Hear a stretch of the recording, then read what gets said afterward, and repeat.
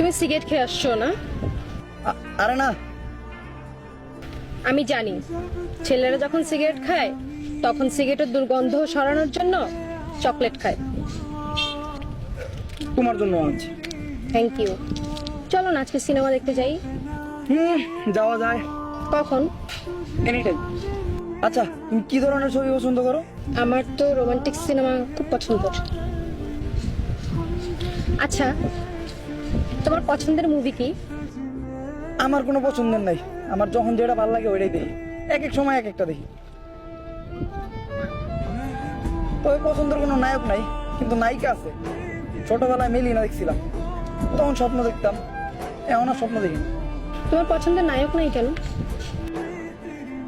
কারণ যখন ছবি চলে নায়কের জায়গায় আমি আমার কল্পনা করি, তাই। তোমার পছন্দের নায়ক কে?